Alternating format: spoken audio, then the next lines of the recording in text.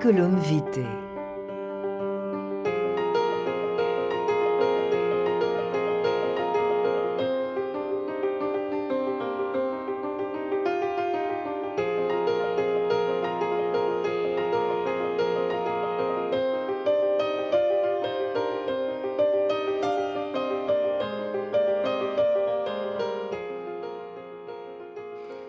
Bonjour mesdames et messieurs, c'est Dani Benz au microphone. Je vous souhaite la bienvenue à cette émission. C'est donc la deuxième partie de cette rencontre avec Nour Sayem, qui est en fait syrienne d'origine, au Québec depuis plus de 47 ans.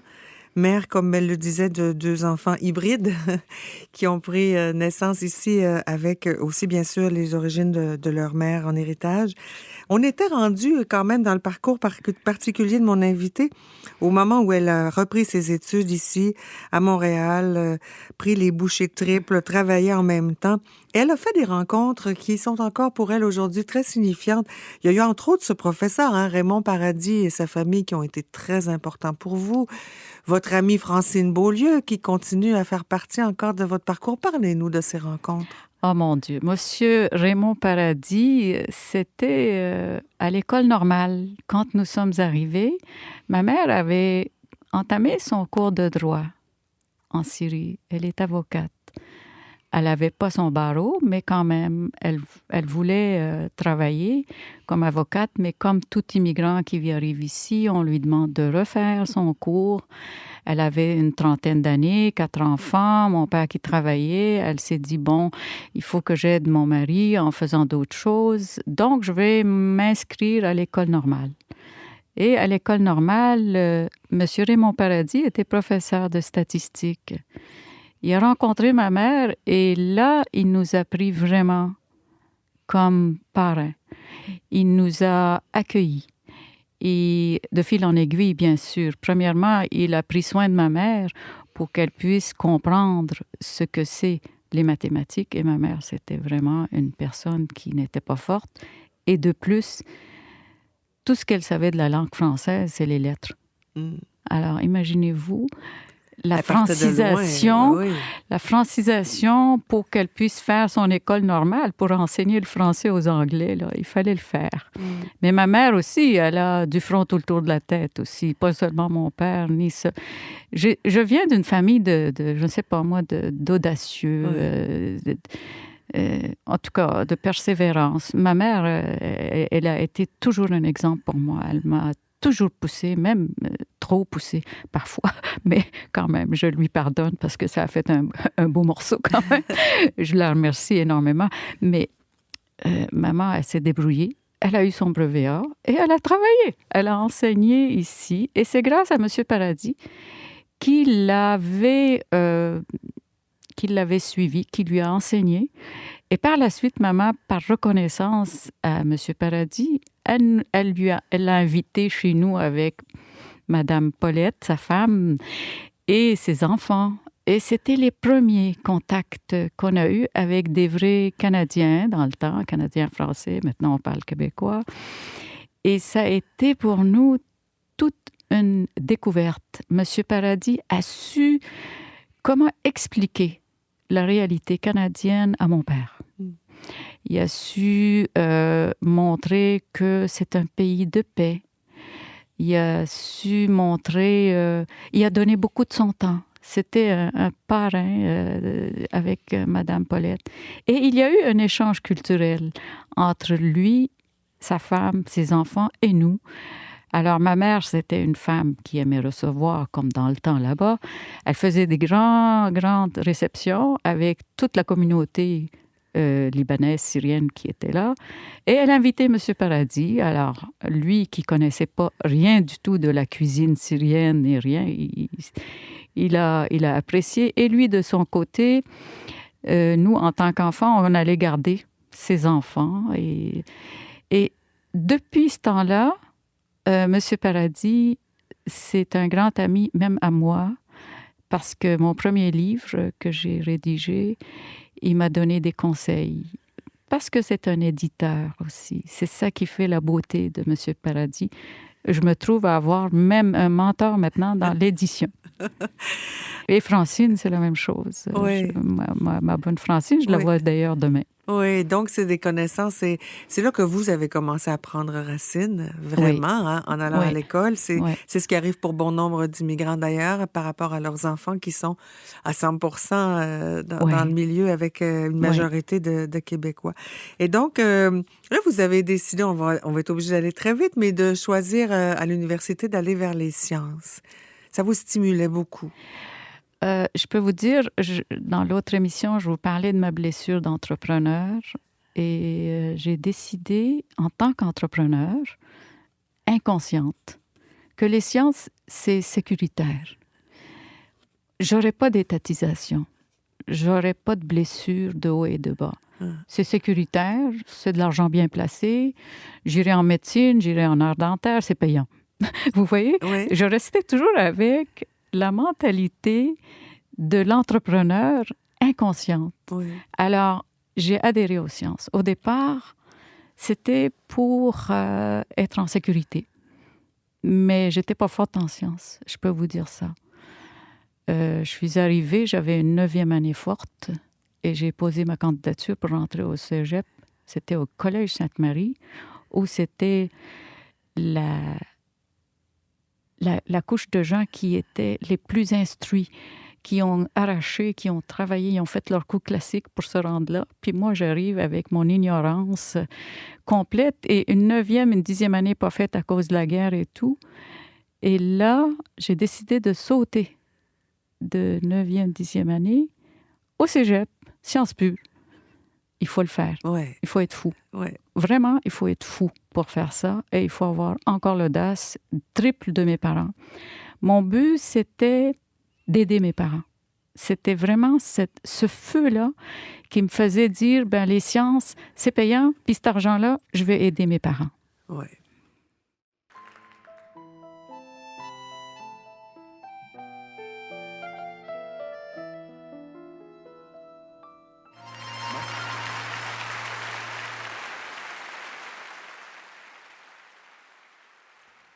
Je suis toujours en compagnie de l'invité de cette semaine, Nour Sayem, qui nous proposait d'entendre cette chanson.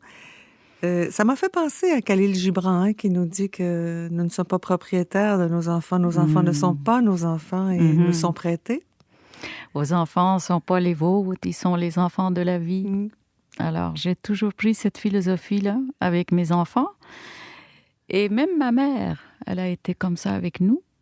Et même mon père était comme ça avec nous. Ils vivaient dans leur époque et nous avons notre époque. Mais reste quand même le lien sacré des parents avec les enfants. Comme mon père m'aimait d'une façon sacrée, mais il ne me le disait pas. Mais juste avec des gestes que je sentais qu'il m'aimait, parce que dans le temps, les parents ne disaient pas « je t'aime ». Ça se disait pas, même au Moyen-Orient. Mais une mère doit dire à ses enfants « je t'aime ». C'était comme ça que j'étais élevée. Moi, ma mère, elle répétait toujours « je t'aime », puis elle m'embrassait, puis elle me serrait fort, fort, fort. Mais mon père, c'était la ligne dure où si je faisais quelque chose qui n'allait pas bien, ben c'est lui qui me ramenait. C'était lui qui était le défenseur, là. Mais ma relation aussi avec ma fille et cette pièce de musique aussi, je la dédie à ma fille parce que je la vois puis dans cette pièce-là. Et ça m'émeut vraiment quand j'écoute ça. Et puis, je souhaite qu'elle va pouvoir l'entendre parce que je pense pas qu'elle l'a entendu. Je pense pas qu'on l'avait partagé ensemble. Mais je me rappelle que cette chanson-là avait frappé le cœur d'un père que j'ai connu. Puis il dit, c'est qui lui? J'ai dit, c'est Reggiani. Alors, c'est une des meilleures chansons, je pense, selon moi, cette chanson, ma fille, pour déterminer la relation si difficile qu'on a avec nos enfants. Oui. Nour Sayem, donc, vous avez réussi ce pari du cégep, de l'université, vous avez eu votre baccalauréat, votre maîtrise en chimie aussi de l'UQAM. La vie vous a mené finalement par un détour au Saguenay-Lac-Saint-Jean que vous avez beaucoup apprécié comme région. Beaucoup.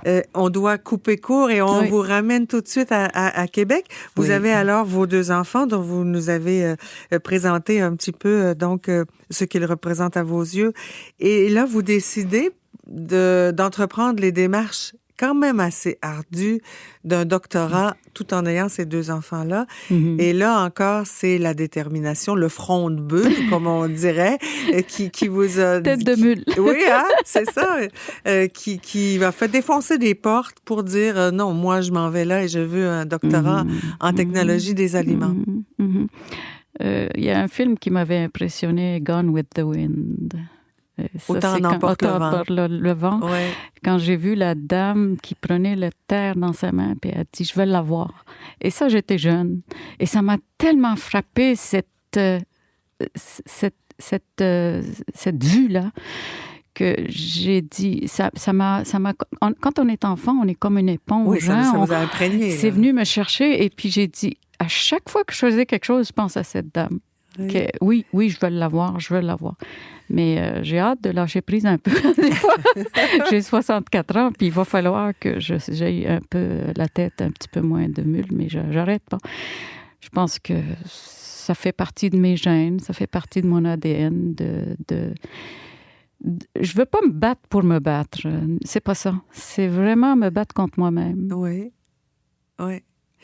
Et on doit le dire, dans tout ce parcours-là, donc d'adaptation au Québec, qui a été moins heureux pour vos parents et qui sont retournés. La racine n'a pas pris ici, ils sont retournés au Liban. Vous êtes restés, vous avez pris quand même pays, vous avez mis vos enfants au monde ici, vous avez eu ce fameux doctorat, première femme diplômée au doctorat en technologie des aliments. Puis la vie, ça nous amène parfois à des moments plus difficiles. Oui. Et là, c'est quand même un pan de votre vie, votre réveil à la spiritualité. Vous, musulmane d'origine, vous vous êtes ramassée sur l'invitation de Québécois, de vos voisins, à la Maison Jésus-Ouvrier. Oui. C'était mes voisins. J'habitais à Fossambeau-sur-le-Lac avec mes 2 enfants. J'étais en difficulté. Et puis, je parlais avec eux. Puis moi, la religion, la foi, la spiritualité, je l'avais enterrée il y avait 20 ans. Pendant 20 ans, pour moi, c'était pas si important que ça. Et puis, mais quand j'allais chez eux, c'était des personnes qui avaient 70 ans à peu près, puis qui étaient très pratiquants, ils allaient à Jésus-Ouvrier, ils allaient à la retraite et tout. Puis là, je parlais avec M. Plante, puis on parlait de religion. Et puis, je leur parlais ce que je pense, ils me parlaient ce qu'ils pensent. On avait un échange spirituel. C'était les seuls couples qui étaient profonds dans ce sens-là. Et j'avais tendance à aller les voir. On dirait que j'allais chercher Mouhiba, ma grand-mère. Ma grand-mère qui m'a donné cette spiritualité qui était partie. Quand on est parti, elle n'était plus là. C'est que je retrouvais dans l'esprit de Madame Plante, ma grand-mère Mouhiba, qui m'avait... à un moment donné, elle m'a pris les 2 mains puis elle a dit « Laisse ça au bon Dieu ». Et puis, ça c'était un passage comme ça. Elle avait une foi extraordinaire, cette dame-là. Fait qu'ils m'ont demandé d'aller à Jésus-Ouvrier. J'ai dit, tant qu'à y être, pourquoi pas? J'étais dans un désert, comme tel. Au point où on en est. Au point où on en était. Oui. Alors, je me suis ramassée avec eux. Et puis, j'ai commencé la retraite. Et j'ai vu un monsieur qui arrivait, un prêtre. Je me dis, ça doit être le même prêtre qui nous a accueillis au Canada. Si je reviens un petit peu, j'ouvre une parenthèse, quand on est arrivé à Halifax, il ne savait pas la différence entre un musulman et un chrétien dans le temps. Il a demandé à mon père, est-ce que vous êtes protestant ou catholique? Et là, mon père, il dit non, mais mon père, il dit, nous sommes musulmans. Il dit, je sais, mais catholique ou protestant. Alors, moi, j'ai pensé, j'ai transposé ça à au prêtre qui venait de rentrer, j'ai dit, oh non, lui, peut-être qu'il ne me connaîtra pas, il ne sait pas qu'est-ce que c'est l'islam et tout. De toute façon, j'ai commencé à l'écouter, puis à l'heure du dîner, je me suis virée, puis je suis allée le voir à l'heure du dîner. J'ai dit, mon père, je suis musulmane, est-ce que ça vous dérange que je participe à votre retraite? Là, il a failli tomber en bas de sa chaise. C'était il y a à peu près 20 ans. Il me regarde comme ça, il dit « Oui, non, mais pas du tout, pas du tout. » Il était comme surpris. Et en soirée, il m'a demandé si je pouvais témoigner de mon islam. Moi, que j'avais délaissé l'islam, la spiritualité, la foi, la prière, tout était tombé. Et il m'a amené en avant des personnes qui étaient là présentes. Il y avait à peu près 100, 150, sinon plus. Je ne me rappelle pas, à Jésus ouvrier. Puis je suis arrivée en avant. J'ai parlé, mais je ne me rappelle pas ce que j'avais dit. C'est comme un puits de pétrole qui avait poussé, puis ça me sortait par les oreilles. J'avais les oreilles qui chauffaient. Et je suis revenue à ma place. Et c'est là qu'il y a eu comme quelque chose qui s'est passé en moi. Et depuis ce changement-là, on est devenus amis. C'est mon ami Gérard Marier. Ouais. Et ce prêtre-là est d'une ouverture d'esprit. Il est philosophe. Il est pour moi un bon guide, tout en étant musulmane. Et c'est grâce à lui que je suis revenue à l'islam. Oui, à l'islam, même à ma pratique musulmane. Et à la compréhension de ce que c'est aussi la foi catholique. Oui, absolument. Oui. Absolument.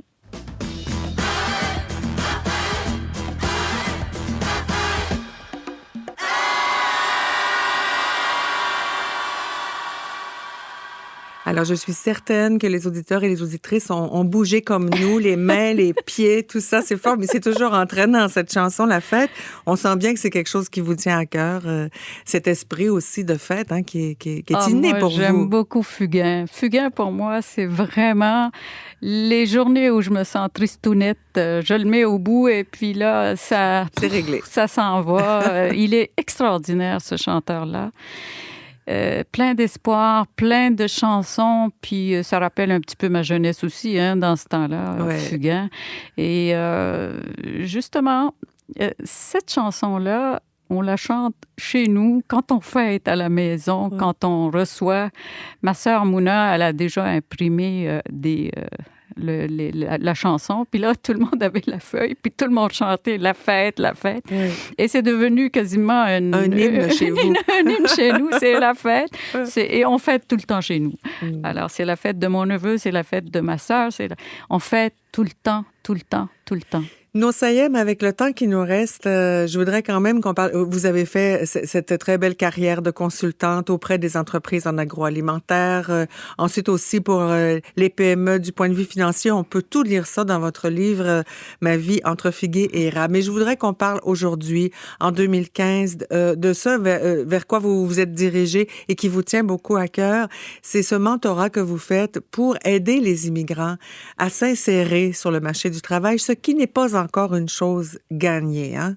Non, ça prend beaucoup de temps. Oui. Et je travaille beaucoup sur le savoir-être et non pas sur le savoir-faire. Le savoir-faire, je le laisse aux consultants, aux coachs,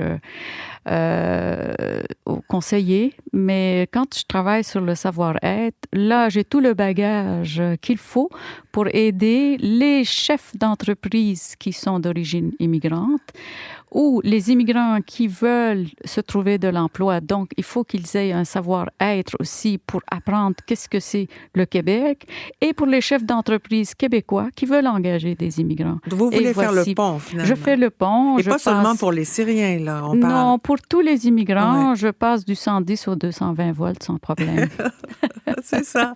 Alors, vous avez bien sûr acquis toute cette expérience vous-même. Qu'est-ce que vous leur dites qui est vraiment essentiel selon vous?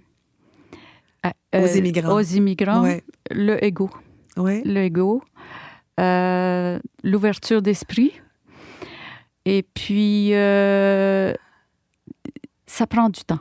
Ouais. Ce n'est pas demain que vous allez découvrir les Québécois. Ouais. Ou le Canadien, je ne sais pas où ils arrivent, mais je suis sûre que ce n'est pas une société facile ABCD. C'est pas ça. Même au Québec, nous avons des particularités. Je vois qu'il y a une différence entre Québec, le Lac-Saint-Jean, le Bas-Saint-Laurent, Montréal, Gaspésie. Ouais. Alors, quand je suis rendue québécoise maintenant, et puis je demande d'où est-ce que tu viens. Et chaque personne qui me dit d'où il vient, je peux avoir un petit peu l'idée. Mais chose certaine, il y a une différence entre les régions et les villes. Les grandes villes comme Montréal, c'est pas du tout la même chose. Donc, tout ça, je l'explique dans mon livre que vous pouvez le lire avec beaucoup de plaisir. Et puis, j'espère que ce livre pourra vous aider aussi. Et puis, je l'offre à chaque personne qui est intéressée dans le sujet. Vous venez de nous dire ce que vous dites aux immigrants. Qu'est-ce que vous dites aux Québécois qui reçoivent ces immigrants? Les chefs, je pense, les Québécois, premièrement, il faut craindre, mais pas avoir peur. Gérer la peur de ce qu'on entend. Parfois, comme je dis toujours, que les barils vides font beaucoup de bruit. Donc, ne pas avoir peur de l'étrange, non pas l'étranger. Oui. Aimer avec un grand A. Et l'amour, c'est très difficile d'aimer. Puis, en même temps, être curieux, poser les questions à l'immigrant, de lui dire comment tu vas, d'où tu viens, comment tu... C'est pas péjoratif quand le Québécois dit à un immigrant d'où tu viens. C'est pas quelque chose, mais c'est par curiosité, on veut savoir. Alors, la curiosité est sans juger. C'est sûr, le jugement, là, ça, c'est terrible. C'est terrible. Alors donc, Nour Sayem, vous offrez ces services-là. Vous êtes toujours ici dans la région de Québec. Absolument. Je m'en voudrais, avant de terminer, de ne pas saluer votre époux, Jean, qu'on apprend à connaître dans ce livre un petit peu, et qui vous a appris quelque chose qui n'existait probablement pas comme tel dans le monde arabe d'où vous venez. Vous l'appelez le gros bon sang. Le GPS. Oui. C'est quelque chose que vous avez découvert ici. Oh mon Dieu, il me nourrit, ce monsieur-là, parce qu'il a des racines terriennes. Hein? Puis j'adore J'aime beaucoup, beaucoup le côté terrien des Québécois. Vous êtes d'origine terrienne, majoritairement, peut-être pas dans votre cas, mais... Cette racine-là fait en sorte que les gens ont beaucoup du gros bon sens. Et avant qu'ils embarquent dans une affaire, ils réfléchissent beaucoup. Et c'est ça que je trouve merveilleux. Puis il me calme beaucoup. Moi qui m'emballe souvent comme une balloune de hélium, c'est lui comme mon pesant qui m'amène à terre, puis avant que je m'envole. Vous faites une bonne équipe. Hein? Ah, on est une excellente équipe, ça c'est certain. Nour Sayem, c'est un bonheur. Merci beaucoup d'avoir pris ce temps à nos micros. Ça m'a fait plaisir, moi aussi. Merci beaucoup, madame. Merci aussi à Berthold Bernier à la réalisation technique de cette émission. C'est Danny Benz qui vous donne rendez-vous bientôt à Curriculum Vitae.